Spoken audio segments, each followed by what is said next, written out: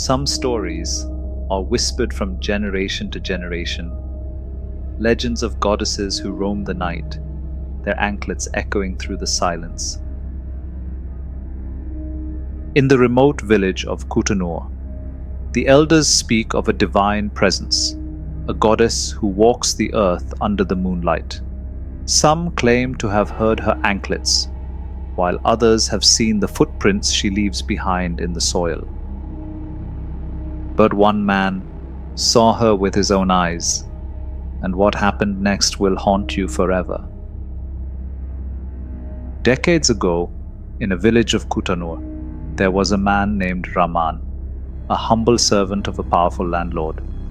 One night, as the village slept under the watchful eye of the full moon, Raman found himself near the temple grounds. The air was still, the leaves motionless, as if nature itself refused to disturb the night. But then, he saw it. A glow, soft but intense, coming from the sacred temple pond nearby. Someone was there. Curiosity gripped him. Who would be at the temple pond at such an unholy hour? His pulse quickened as he stepped closer, careful not to disturb whatever was unfolding before him.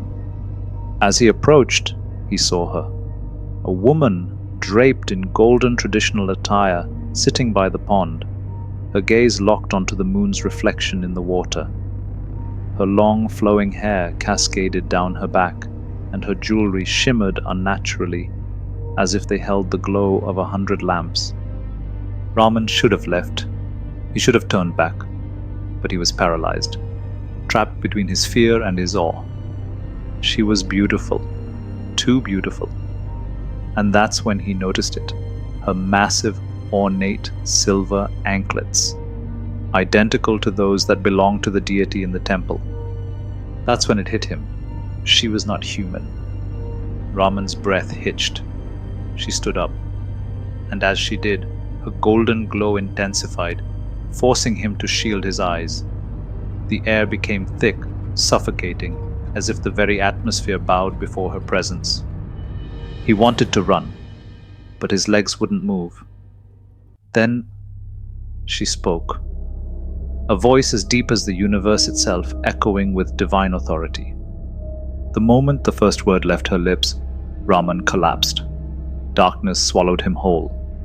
Raman awoke 2 days later, his body drenched in sweat, his mind fractured by what he had seen.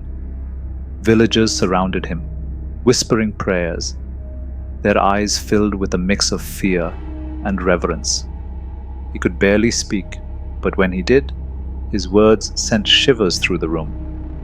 The goddess walks, she watches, and she chooses who sees her.